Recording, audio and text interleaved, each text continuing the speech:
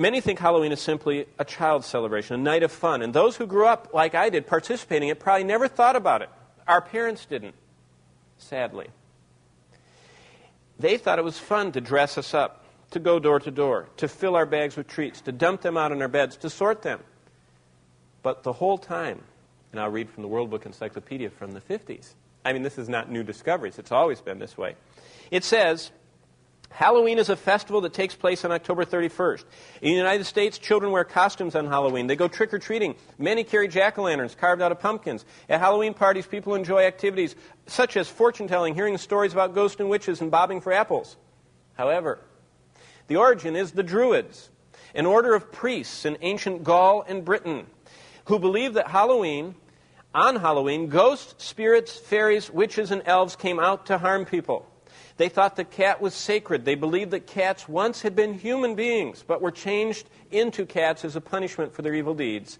From these Druidic beliefs come the present-day use of witches, ghosts, cats, etc. in Halloween festivities. Continuing from the World Book, Halloween was a night of the universal walking about of all sorts of spirits, fairies, ghosts, and everyone from the spirit world had liberty that night. Continuing, it says, I mean, this is not a theological work, by the way. This is just history. The pagans believed that on one night of the year, souls of the dead would return to their original homes. Happens to be that night. There was a prevailing belief among all nations that death and the souls of good men were taken possession of by good spirits and carried to paradise, but the souls of wicked men were left to wander in the space between the earth and the moon, the upper limits of the atmosphere. And these wandering spirits were in the habit of haunting the living.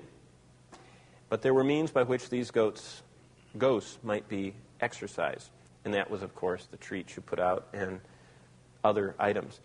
And to keep these ghosts away, or to free yourself from their supposed sway, you would put food out on your doorsteps to give the demons a treat. You would provide shelter for them during the night.